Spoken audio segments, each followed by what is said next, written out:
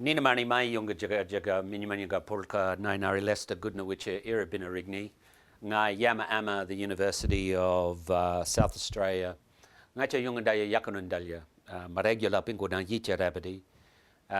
I'd just like to welcome you all today to the lecture. I've said in my language that's over 65,000 years old, and that I'd like to welcome you to Gauna country. I'm a Gauna Ngaranga Ngaranyeri man.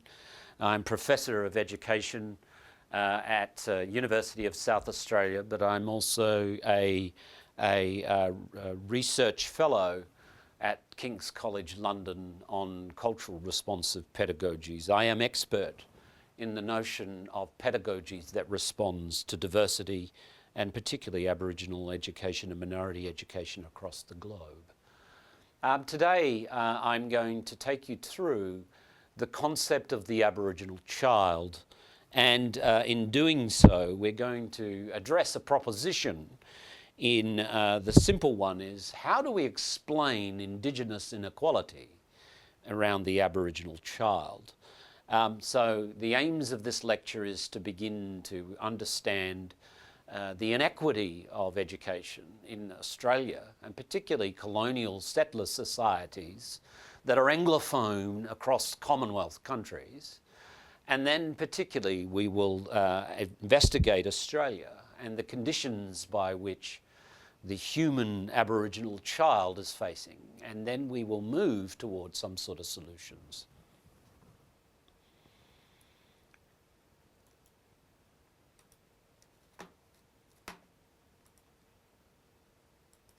So I said in my language, I acknowledge the sovereignty of the Gaunas community and pay respects to my elders. One of the key cultural responsive practices that Indigenous peoples around the world engage in, and when Indigenous and minority groups come to Australia, they're also looking for this cultural custom and practice, as many of them have this in their own language and cultures, and that is acknowledgement and recognition of the local community. And so I'd like to acknowledge two of famous Indigenous elders who have since passed, and to the detriment of Aboriginal children in this area. This is the female on the screen is Dr. Alice Rigney, the first female Aboriginal school principal in Australia, founder and architect of the first urban Aboriginal school in the country. Before Dr. Alice Rigney, there were no urban Aboriginal schools. Schools didn't teach Aboriginal curriculum or Aboriginal languages. It is her great testimony that has changed national education policy. The national curriculum is a testimony to her endeavours, and now there are 20 urban Aboriginal schools modelled on the one that she built. On the right we have the Keeper of Fire, Gadlabarti. Stevie Goldsmith is his English name, and he taught our children the epistemologies of fire literacies and numeracies. He also taught our children, the Narungga children, river literacies, fish literacies, saltwater literacies. And these epistemologies, not only are they have an antiquity, but they are also political and cultural and bring a sense of belonging to those that embrace and consume them. I want to start my lecture today about the Aboriginal child, about its architecture, because architecture is linked to pedagogy and to politics. So prior to colonisation, this is on my mission. I grew up segregated from whites. It was illegal to associate with whites. I grew up on a mission whereby I was not allowed to leave, and all the children on this mission was owned at the time of my birth, which was during the Menzies era, were owned by the Aboriginal protector. So children here was a commodity, and the concept of the Aboriginal child at this time was not to be owned by the community, but it was a commodity to be owned by the colonial sort of ideology at the time. You see up the top two buildings. The one with the big hole on the right-hand side is the first school on my mission, first Western school. And you'll see below it the sign in English, Point Pearce Mission. And this is the exact time in history, a critical moment for Narungga people, where Aboriginal, the Narungga group, the Narungga children are severed from their traditional teachers, are severed from their traditional languages. And what you've got here is you see the English flag that's flying alongside the English language. And so no longer is the concept of teacher and the concept of child a Narungga one. It's based upon a model of a middle-class, Christianised, white middle-class value. And so education needs to be done in a house and so on. And we used to dress up like the Christians, and we used to enact. But this is a very, very key historical moment where Indigenous epistemologies and knowledges that survived in a country that's hostile like Australia in terms of its desert and its climate. This is the key historical moment when there's a shift between Indigenous knowledges and curriculum that were here. I want to impose upon you today that knowledges, concept of schooling and curriculum and pedagogy didn't arrive on a boat in Australia. It was always here. And so you get a sense here that this sense of knowledge and this sense of whose knowledge is privileged here and whose isn't, you get a sense here that Western knowledges and the colonial order is being imposed on an Aboriginal order. Now, this is Indigenous knowledges. If we go forward, we see Professor Chris Clarkson from the University of Queensland in 2017 in one of the most reputable archaeology journals, Nature, has published DNA evidence that Indigenous Australians have now been estimated to live in Australia for close to 65,000 years. This is interesting. It's something that Indigenous peoples in Australia have always known. So now it's official that we are the oldest people on the planet, and it's right here in this country in Australia. So 65,000 years. We've also got Chinese who can go back 6,000. That's when their first dynasties begin. You have Egyptians building the pyramids at 6,000. So Indigenous Australians can articulate a curriculum and a pedagogy and Indigenous knowledge that's 65,000 years old. And you've heard that this transmission is occurring still in the languages that I spoke to at the beginning. That doesn't get into my vocal cords unless it is passed traditionally and orally down with a sense of robustness and academic rigour. So if we go back, here is traditional knowledge still being practiced here. This is in some of the oldest parts of the country of Australia. This is in the northwest of, in the sort of Broome area, in what is now known as the Kimberley. And you see the Wandjina or the Windjina here is telling of an era. Some of these are dated around 20,000 years old. And so they're telling about ancient people that have come to this nation who aren't European. You'll see in the bag-like creatures up on the right-hand side, they're called the Bradshaws after a non-Indigenous guy that supposedly discovered these artworks and has given the name after them, but they're clearly from the Aboriginal people in the Kimberley. And so this is the way in which our literacies and knowledges are passed. So the four main moves that we want to talk about is, well, how do we know the Aboriginal child given this history if Homi Bhabha talks about the concept in post-colonial studies about palimpsest, and that is the notion of, the theoretical notion of replacement and erasure. What's here in pre-colonialism is erased and replaced with the Westminster version of it. And the schooling system that we have in Australia isn't Australian at all. It's actually British, and it's focused on challenges that the Northern Hemisphere are facing. And it also brings with it a sense of a concept of what a child is. So look, we're going to look and explore what the Aboriginal child is, who it is, and where they are, and how they operate in their human condition.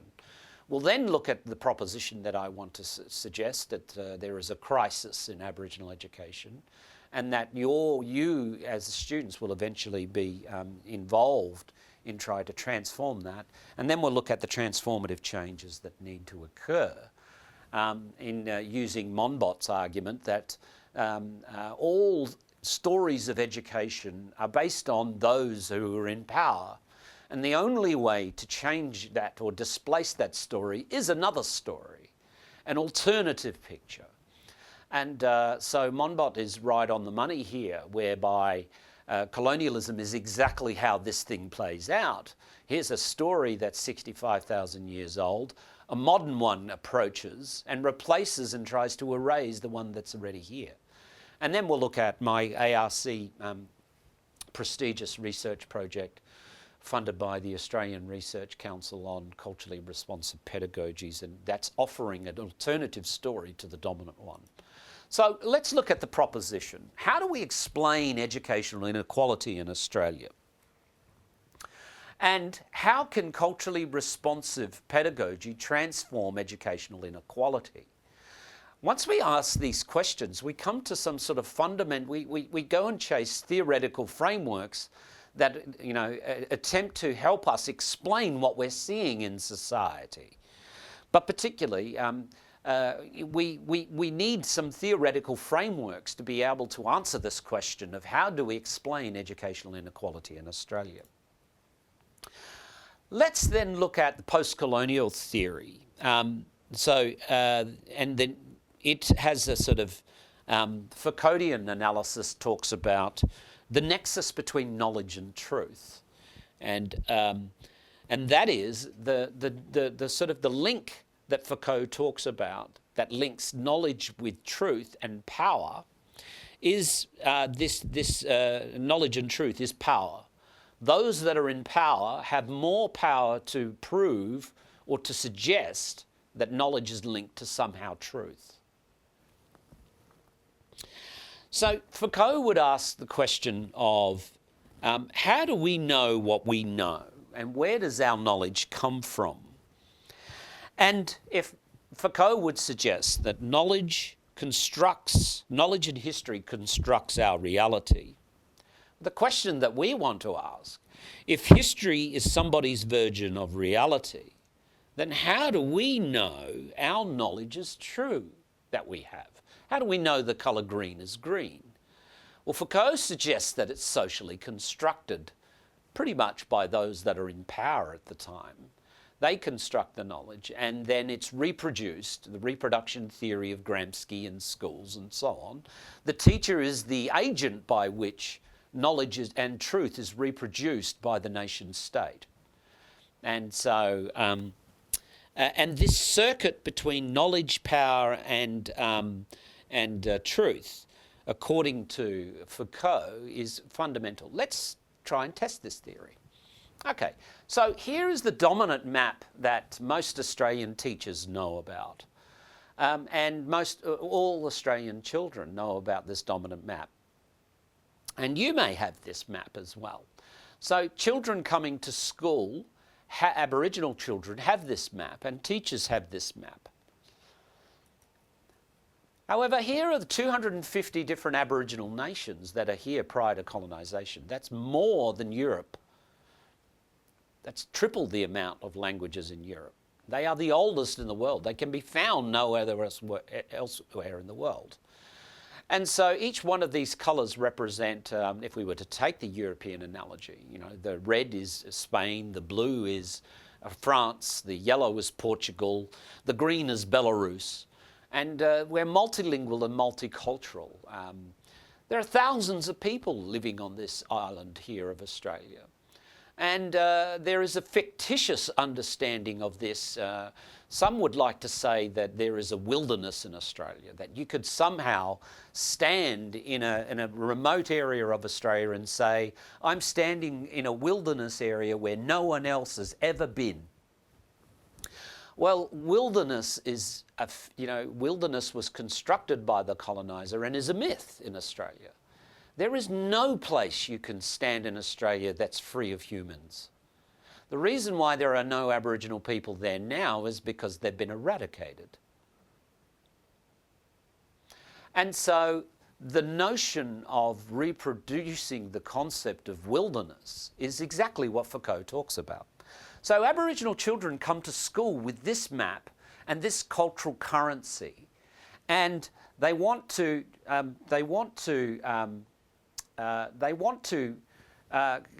come to a school where they can trade and spend that currency. However, the teacher isn't interested. The schooling isn't interested because it's based on this map, and it's only buying currency from its children based on this map.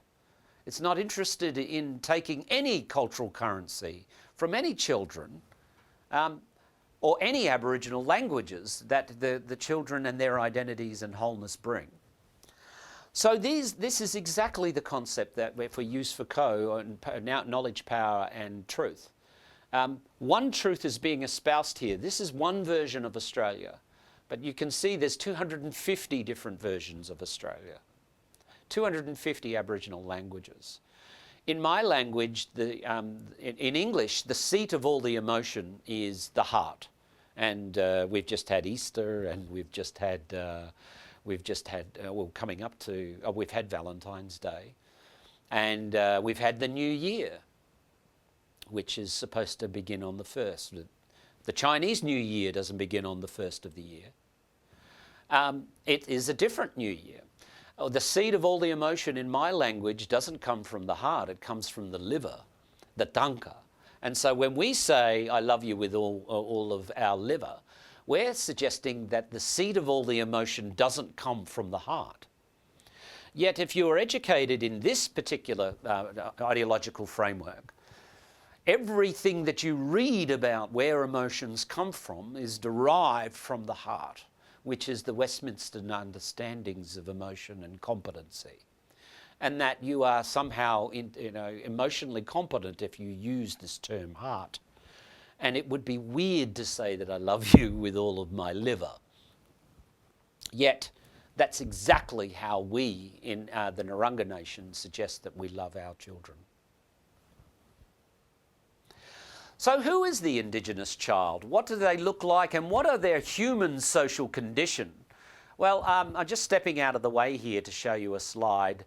Indigenous children, there are roughly about 140,000 of them in students in Australia. Yet Australia is, Aboriginal people are 3% of the total population of 20,000. We're spread across the size of a country of the United States. So we're a small population, but we're spread across a country the size of the United States. If you have a look here, in grey is the Australian population, and in blue is the Aboriginal population. And you'll see almost 90% of students almost 60% of the Australian Aboriginal population are under the age of 20. So the majority of Aboriginal, the 3% of Aboriginal people, the majority of us are under the age, are youth really, under the age of 20. We have very few elders, yet the dominant population are vastly more elderly than what they are young, as you can see. So it's almost a flip reverse of the two populations. Aboriginal, highly young, highly youth, adolescent, low elderly, and the dominant population is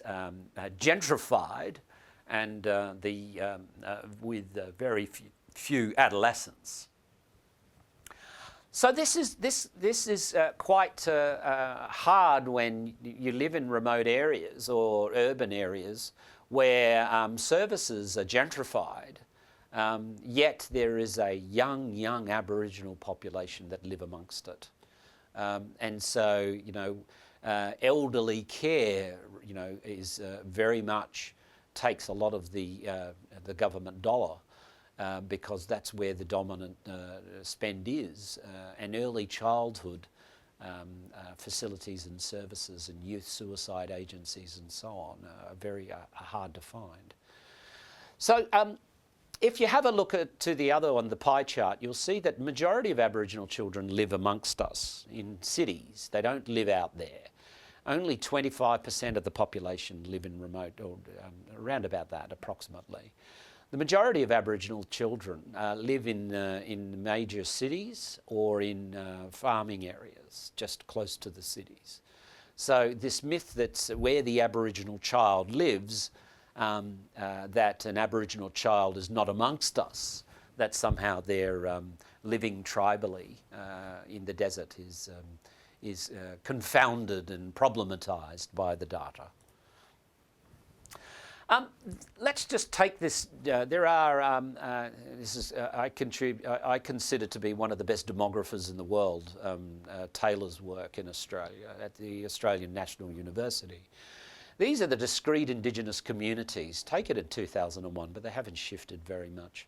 This isn't including town camps and so on, and remote outposts. This is where diverse Indigenous communities live. So this is where they're living at the moment. But this next slide here, Taylor, is the journey for service centres that Indigenous peoples take. And what you've got here is, I don't have a pointer, but you've got a series of people travelling from this region here all the way into Alice Springs to get dialysis. And so when mum needs dialysis, she takes bubs out and kids out of their school, and then has to go all the way in for about a week or two to have dialysis. Registering a car. So you have the tyranny of distance really affecting black and white communities, but it's more pronounced in communities where poverty is such a big aspect. You've got poverty in these areas that are not like Australian poverty. Poverty here is one meal every 48 hours. And that's totally different to white poverty in Australia. And this, combined with the tyranny of distance, gives us serious concern about educating the Aboriginal child.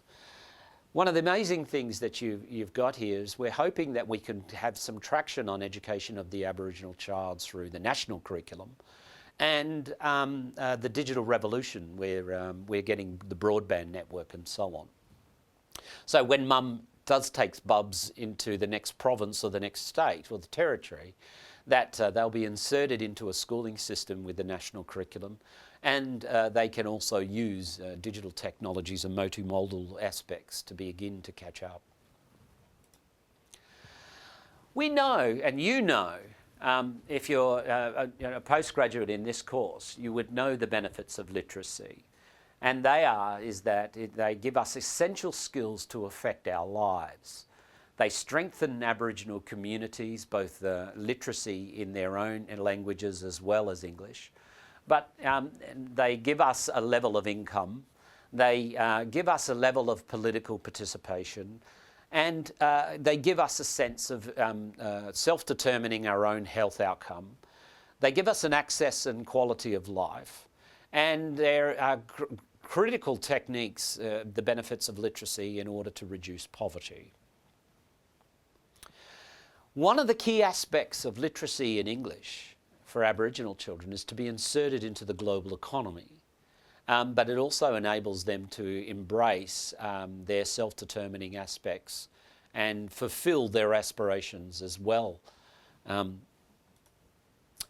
So I'm arguing, as cultural responsive responsivity, responsive pedagogies does, is that Indigenous children shouldn't have to choose.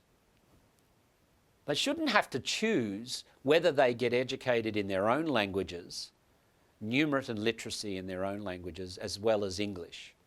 And at the moment, that's the situation that Aboriginal children have to do. They have to choose. They don't have a choice. The numeracy and literacy standards are measured in Australia in English only. There is no NAPLAN measure for measuring Australian children in their proficiencies in Aboriginal languages, even though we are a multi-language country. Aboriginal children are not taught in their own languages. They are not tested for numeracy and literacy standards in each of their 250 languages. So let's look then, how well does the Indigenous child read and write in English only? As a measure and the barometer by which we're measuring the efficiencies of the education schooling system for the Aboriginal child. Well, you may not see this. It's not very clear because of the condition of this slide, and I apologise. But you will see that the school achievement age at the age of 15 years old for math for Aboriginal children in Australia out of OECD rankings are only better than Mexico and Turkey. We'll see infant health here is one of the lowest in OECD countries, low birth weight of children. So we've got a sense here that early childhood education isn't being looked after in Australia at all. And here we've got the Productivity Commission in 2009 looking at minimum standards of English reading. And year 3, year 5, year 7, year 9. What is consistent across this data is that the very further you live from a capital city, the least enactment of the curriculum that you get for Aboriginal children. So enactment of a culturally responsive curriculum, you can see in very remote regions and remote regions, they're almost 60% behind their non-Indigenous counterparts in English learning, English reading. And so the more closer that you live, somehow we're doing a far better job in terms of English proficiency. In 2018, we have found that the Closing the Gap targets are not on track. There are only 2 out of the 8 targets that have been met. So after a decade of government intervention and government funding, almost all of the 8 targets of closing the gap on education have not been met. This is the Prime Minister's report in 2018, and numeracy, literacy, halving the gap in writing and reading is not on track at all. More of the same is not an option. We need change. Business as usual is not going to transform education for the oldest people on the planet. So we already have, we've already spoken about this, we can move on. So multilingualism causes monoliteracy. And in Australia's constitution, there's no recognition of Aboriginal peoples ever existing in Australia. So the national birth certificate of the country only recognises half of the population. So if there's no legal recognition and protection of Aboriginal languages, which identity and well-being and consciousness comes from, particularly epistemology, ontology of knowledges, then if there's no legal recognition or no constitutional protection, there is no recognition in the classroom. If it's not in your constitution, it's not in the classroom. The constitution determines of a nation state what happens in the classroom. This may be a little bit hard to get your head around. However, sophisticated countries like the European Union wouldn't say in their constitution that all the European countries have to enact business deals in their schooling within German only. You just simply don't find this in constitutions like the European Union.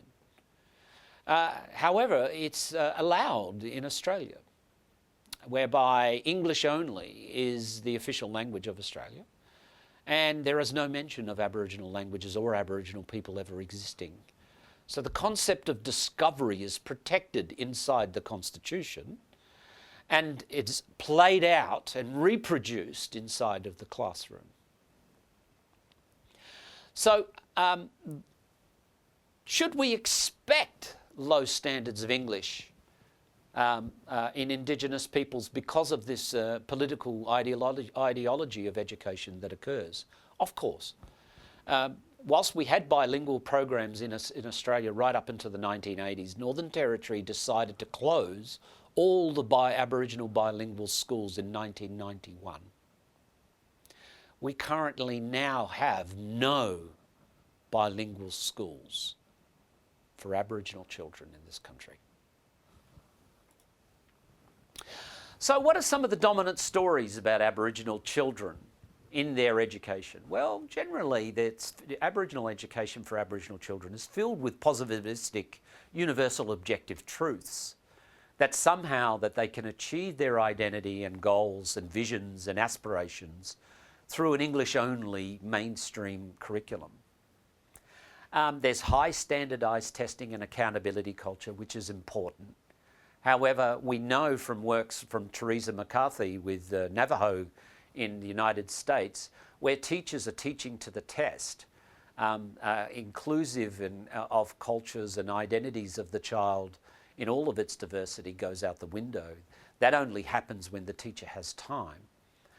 So with highly standardised testing and accountability, there is a highly prescriptive and narrowing of curriculum and pedagogy. The teacher simply doesn't have time to get to a whole range of other different pedagogies to turn kids from diverse backgrounds, whether they be Muslim, refugee, or so on. The teacher feels a sense of lack of autonomy. That's what our research is finding at the moment. We're working with 20 schools, something like about 40 teachers who are servicing something like 300 children. And the teachers feel a lack of autonomy in this cultural climate, in this intellectual climate.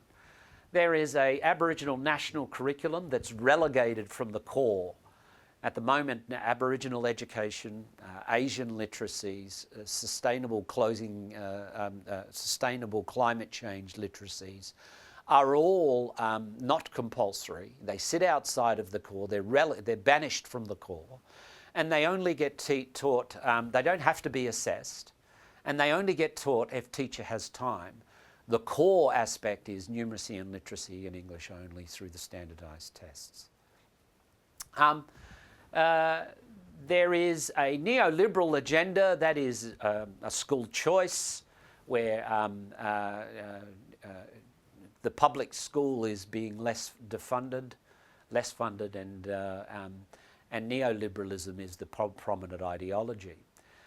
One of the interesting things for us here, though, is that these particular aspects of minority education are spread through Anglophone Commonwealth countries via English language. We see this happening in New Zealand, although they have dispensed with standardised testing only recently during the election of a Labor government. But we see these particular aspects, these technical practices about minority education, spread throughout Anglophone Commonwealth countries, English-speaking countries particularly. So they're not only isolated to Australia, they are in other settler societies where colonisation has occurred. I don't want to spend too much time on this, but the child mortality rates, you can see here in Indigenous communities about the Indigenous child. They don't survive very long. From 0 to 4, you can see in yellow the rate of Indigenous Australians compared to non-Indigenous Australians. Here's the rate of deaths, mortality rates. 333 Aboriginal children under the age of 4 have died in the Northern Territory compared to 93 non-Indigenous children.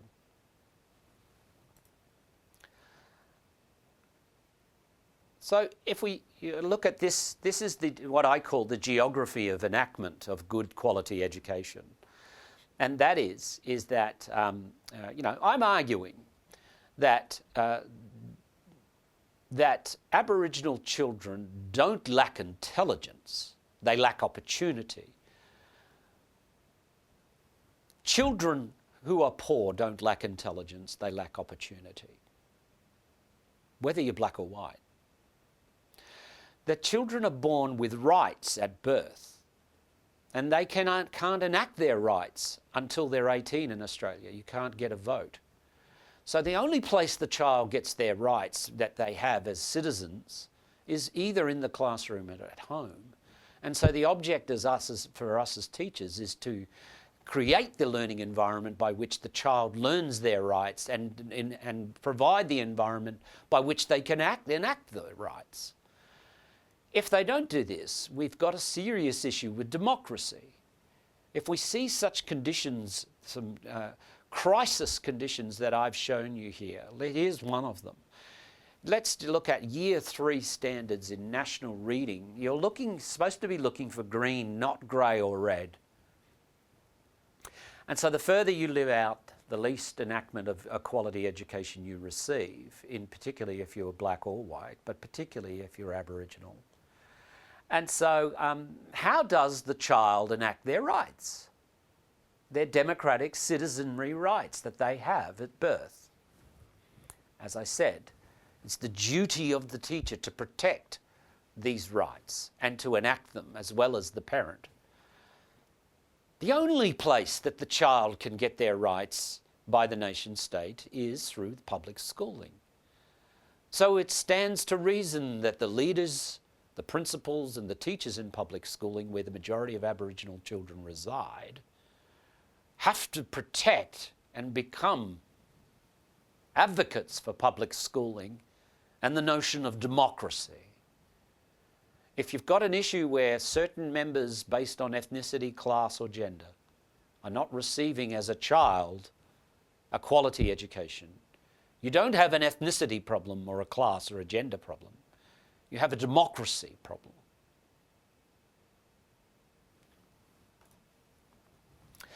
So we've spoken about the closing the gap target, but let's just quickly look at the critique some of this idea that the governments have spent enough money, so the problem must be in the deficit of the child or the culture of the child. And this could be an argument that we could research with some strength. It could be a cause of that is highly probable in terms of explaining educational inequality, but in terms of science, it's highly unlikely to be the cause. When you analyse a simple graph like this, well, how much is the nation state, one of the richest countries in the world, the United States, spending on early childhood as a portion of their GDP, their gross income? Well, if you look at United States, it's almost at the bottom of the level of the heap of how much money it spends on early childhood. 50 years of the Head Start program, but the United States child still remains in poverty. In the richest nation on earth, 1 in 3 kids live in poverty. Let that sink in for the moment. In the richest country, they are not spending. So when people ask me around the world, how would you change this, Professor Rigney? I would say increase taxes, which would be against my fundamental belief, but increase taxes so that money can be spent on early childhood. Australia is making no statistical headway in resolving the Aboriginal child mortality between 2008 and 2018. And its spend is quite low, like the United States. And yet it wants some sort of solution or transformation in the early childhood statistics of all of its children in Australia. And yet it only makes a measly 0.6% spend on early childhood. The OECD average amongst all nations is 0.7. If you have a look at the United States, it spends 0.3% of its gross income on early childhood and expects children to achieve in a system. If you look at Sweden, one of the best countries in the world, it spends 1.6%. New Zealand's around 1.0. However, you get the education system for your children you deserve by the amount of money you spend. So we can reasonably say that the culture of the child, and whether black or white in Australia, is not needed of interrogation here to explain the inequality. We could simply go to the funding story or the money story to tell that story. I'll move on. So what we've got at the moment is a contradiction here. We've got, which Connell, Lingard, Hayes and Mills talks about. We've got high standardised accountability culture where there's a national assessment, a national curriculum, high professional teacher standards, yet we have low investment by the state, the nation state. And so even though the nation state talks in rhetoric of quality, it doesn't invest. It doesn't match its rhetoric. So what then are the multilingual and multicultural futures of Australia? How do we foster a pluralist the present and a future as a part of the schooling system when the dominant are failing the schooling system? The majority of students in Australia aren't achieving a good education. So what hope does the multilingual and multicultural futures of those minorities in Australia, refugees, Islamic kids, kids from Islam faiths, Aboriginal children, what is their future if this is the case that the dominant is failing or the nation state is failing the dominant kids? Where to from here? Well, the current argument of the story of high standards testing, that somehow they'll bring us a quality return if we invest in high standards testing, isn't working. It's simply not true. There are alternatives. Gonzalez and Mole, the funds of knowledge. The kids bring funds of knowledge to the children, and that should be the knowledge. That should be the foundation which all teachers build new knowledge onto the child. So the child brings their identity, their cultures, their sense of belonging, their sense of worth that they've developed from their families, and that the teacher should build this into and dock onto new curriculum, new ideas. That's sort of Louis Mole's work and Gonzalez. Malaguzzi in Rinaldi from the Reggio Emilia aspect is that all children have democratic rights at birth, and that these are the sort of, they bring 100 languages to school, and that the teacher should sort of work on these as the new foundation by which to build on old knowledge. And Gardner, multiple intelligences. The children have multiple intelligence. And that the teacher needs to tap into these multiple intelligence. Edward de Bono, six-hat thinking, the notions that we can try and draw on these. All of these work draws on Vygotsky's notion of the intelligent child. So we have different and alternative stories about how to educate the child, but the Australian nation state constantly goes back to the quality high return argument, even though it doesn't invest. So these new pedagogies, these cultural responsive pedagogies, as I call them, are emergent. They are robust. They have proven to work. They don't work all the time, but they work most of the time. And that if teachers aren't embracing these new pedagogies, the theory suggests that teachers only have 5 or 6 pedagogies that they go to all the time. And unless we arm and move and train and in service teachers with new pedagogies to include difference inside of their classrooms, we then allow the teacher to rest on 5 or 6 pedagogies that may not be democratic and inclusive of all cultures within inside classrooms. So more of the same of Aboriginal education and Australian education is simply not an option. The evidence that I've put to you around the Aboriginal child, we need to rebuild democracy. We need to create inclusive societies. We need to restore the social and the political. Teachers, family and children and community of collaboration in order to reinforce the identity and the futures of the diverse groups. Australia is a multicultural country, and by the year 2040, the Australian classrooms will be highly diverse, and there will be a need to be able to, as Dalberg, Moss and Pence talks, that our early childhood institutions can be understood as public forums situating in a civil society in which children and adults participate together in projects of social, cultural and political economic significance.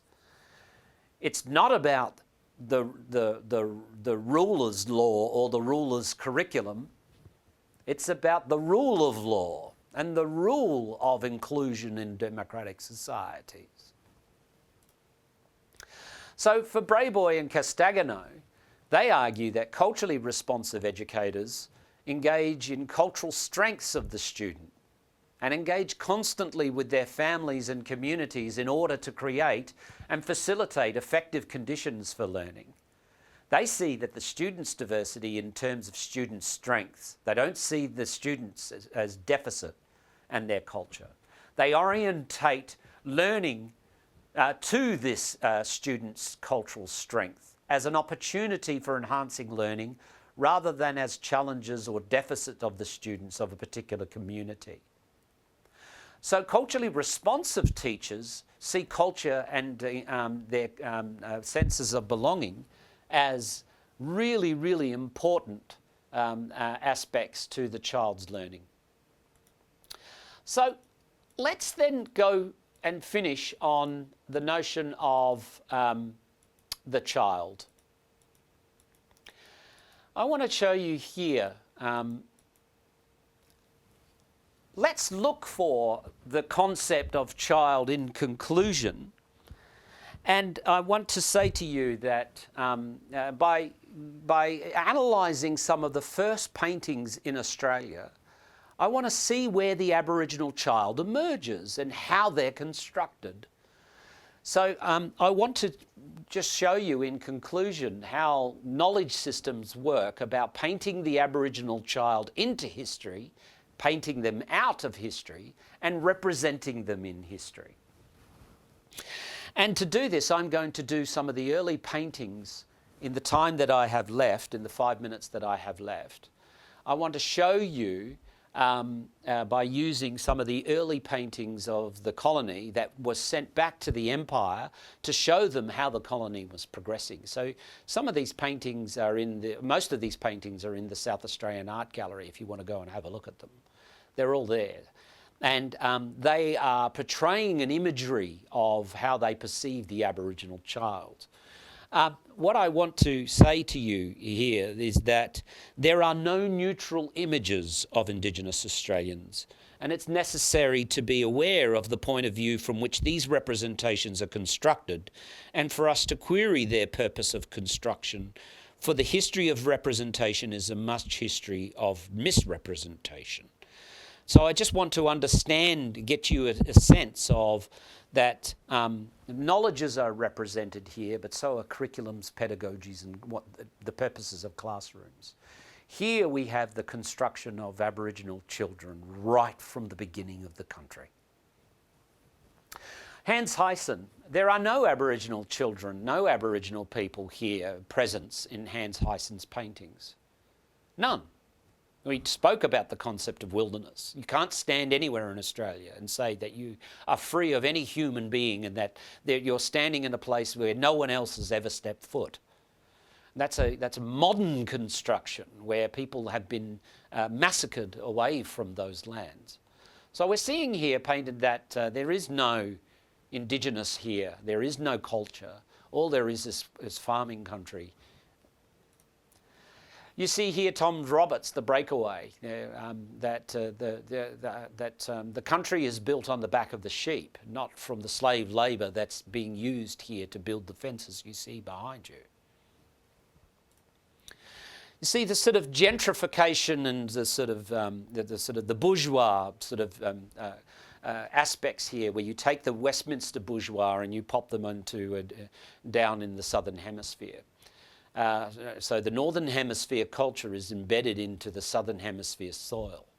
So Fredrick Woodhouse, the owner, the trainer, and the horse and the jockey. So you see the bourgeois imposing their culture upon the working class, the proletariat, but also on the First Nations 65,000 year, 250 different Aboriginal languages here. And it emulates the notion of what, and you don't see an Aboriginal child here or a European child anywhere. You'll see the same statue in Commonwealth countries. This is supposed to emulate who is in power and who is control.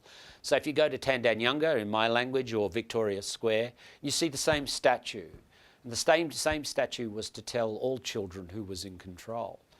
So these romantic imageries are socially constructed, and they deal with the colonial imaginations that are about Aboriginal people.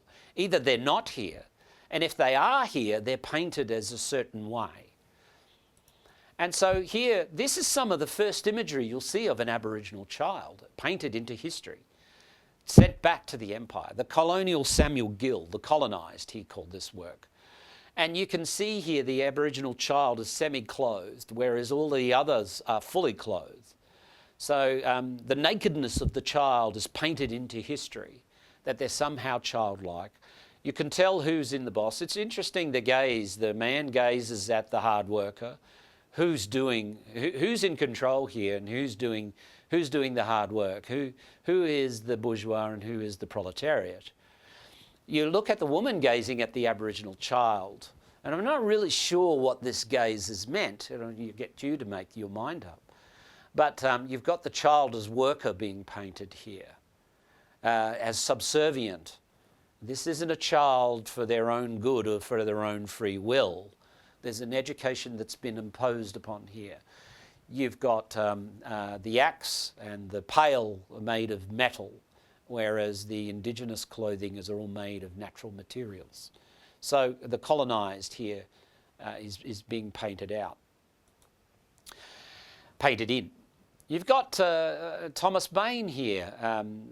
We don't know whether these are adolescent, but we've got a sense that he's painting them as being the aggressor, and you've got two Englishmen having a break under a tree doing nothing, as they're not hostile at all to the Aboriginal people. It's Aboriginal people doing the hostilities, so they're interesting.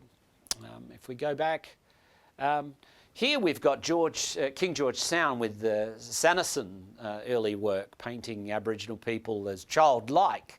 If you only give up your culture and embrace the Western culture, here's a map, a bag and some shoes, and leave your culture, we will privilege your culture. You can also see the sort of the fine clothery and caricature that's happening on the opposite side. Now, this is really interesting. This is Lambert's work, and Lambert is painting the Western child onto the Australian Aboriginal landscape. Now, contrasting to what you've seen previously in Gill's work, here is a Western child that's painted with all their clothes, that's got a gun, and is the last bastion that stands between savagery and the Aboriginal men here who's got no clothes and no armoury, and are useless really against the gun and even the child. So you've got child as king being painted here, as a soldier, as a protector of the Westminster culture. When you see Alexander Schramm's work, Civilization versus Nature, you've got clearly is meant by the anvil and the metal compared to the wood and the dog and the sort of sheepskin. Civilization versus Nature. You've got an Aboriginal child in the background on the woman, but it doesn't sort of feature strong here. Schramm hints that it's a child, but doesn't sort of give in any sort of way where Schramm puts this sort of child is fair and square in the nature, not in the civilization. So this is interesting. This is Ngarrindjeri country on Rauken, where in South Australia, Alexander Schramm is painting in 1850. You've got white children not being held by black maids and so on here. They're sacrosanct. You've got an Aboriginal child with the dogs who's nude again. So somehow they're not civilised enough to wear clothes. Yet the adults, Aboriginal adults, have westernised clothes here. So you've got the sort of the Western child who's held by the man being civilised, but you've got the child who is sort of in an uncivilised state still. So Aboriginal children don't get written into to Australian Education Acts until the 1970s. So these imageries of children being uncivilised and incapable of intelligentsia or rationalisation, there's a sort of a view in the literature prior to the 1850s that children are so unintelligible that they can't adhere to the laws of good hygiene. So they don't know how to wash their hands. They need basic education. This is another one where we see adults being painted as children-like. So the artist's wife and child. So the young child is giving the Aboriginal woman who's adolescent, this woman here is, in a way that I read this. She's clothed, but she's begging. So this is tapping into a stereotype about Aboriginal people being beggars and receive a free ride from governments and so on. Charles Hill's painting this. Now the mum has a child, they're all dressed, both of them are dressed, and she's holding on to the child's hand just to either give her support or telling the child not to give too much leniency. And then you have Samuel Gills that even though they're adults, they're still childlike. Notice that the child is still painted nude here and everyone else is clothed. And so this sort of, notions that, children don't have sort of rational. The biggest myth in Australia was that all Tasmanians were murdered and wiped off the face of the earth and can't be anything further from the truth. And to sell that imagery, that myth, Truganini, who is adolescent here, as an adolescent woman, she's at least partially clothed, but here this is a dreadful sort of misinformation, that a popular conception that Australia, that no Aboriginal Tasmanians lived past the genocide, which can be further from the truth. Native Dignity by Samuel Gill, this notion that even in adolescent they're still childlike, even in adulthood they're still childlike, and only if they become to live like whites that they can progress. However, even though that they can progress, they still don't get it right. They leave their pants at home. And you have social Darwinism really big in Australia, named a capital city after Darwin, and that is that some races are closer to higher intelligence and others that are closer to the apes. So what we're seeing here is that if Aboriginal peoples don't get their education in schools, there is nowhere else where they can go. If a Greek Australian starts to lose their culture or their languages, they can return to their countries of origin and be inserted back into their language and culture. If an Australian child doesn't receive it in this schooling, there is no other country for them to receive it if they're not receiving it in their own country. So Indigenous children, if they don't, because it's compulsory to attend schooling, if they don't receive their languages and cultures and identities in their schools, they have no option. They have to attend. It's compulsory for them to attend. They have no choice. So if they're not receiving their cultures and identities, they are being assimilated to the point where there are only two education systems in Australia, I would argue, either assimilation or one that's culturally responsive. So the proposition conclusion: colonialism dispossessed Indigenous peoples of their land, suppressed their cultures and identities. It constructed an economy, education and political system that excluded them. Today, Indigenous children operate in a system that has been fundamental in their own oppression. Why do they attend them? Because they have no choice.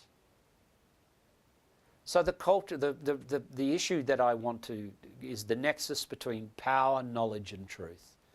Do we really have in Australia a system of education that is culturally responsive to the identities and knowledges of Indigenous children? Well, the statistics would say we're far from it, that we're still embraced and locked into, because of the colonial history that we have inherited, we are still locked into an assimilation agenda. Thank you very much.